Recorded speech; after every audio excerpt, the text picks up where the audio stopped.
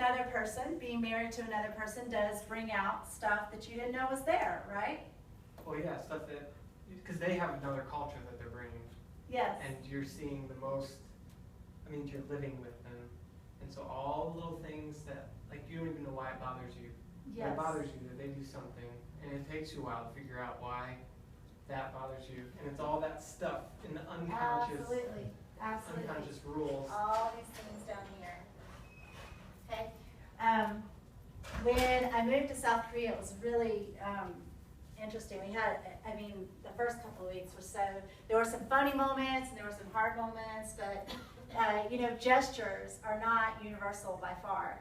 And I think the first week I was there, I had the nicest instructor. I was working at a hagwon, and I had the nicest boss. And so he wanted to get a whole bunch of books and materials and supplies. And so I had a Korean co-teacher, and we got in the car. We drove to Seoul, and we went to this big English bookstore. Seoul has great English bookstores. I mean, they're enormous. And so we got there, and I was tired, and I wanted to sit down because I was, you know, I'd just been there a week.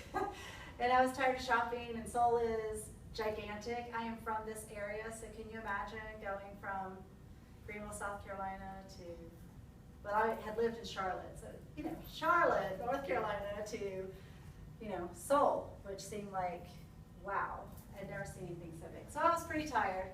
And so I went to sit down kind of across the bookstore and while he was paying for the books. And I was just sitting there, didn't have cell phones at that time. And I looked across at my boss, and he looked at me and he said,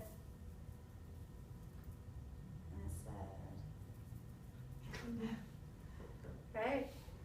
And so he waited another minute, you know, and he did it again. I said,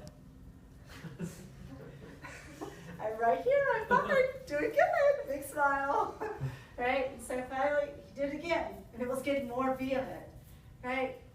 Okay, I'll give myself a little break, say I was tired, right? And I'm like, why is he waving at me? I'm okay, I'm an adult, he doesn't need to keep track of me, he's doing fine, right? So finally, he walks up to me, and he's frustrated, but trying not to show it. He walks up to me and says, this means come here. Right? So we do it this way. In Korea, they do it this way. So he was telling me, come here. I thought he was waving at me. Okay? So that was a funny incident, you know, where the gestures, the things that you don't know, the things that are hard to figure out come into play. Also, you know, very often in the United States, we'll call people like this, no big deal, very offensive in South Korea. So I made that mistake a couple of times. Right? And I could just see, I did it to a student one time without thinking, and he froze. I could just tell he didn't know what to do. He was so offended that I was his teacher, and he just froze. He couldn't move.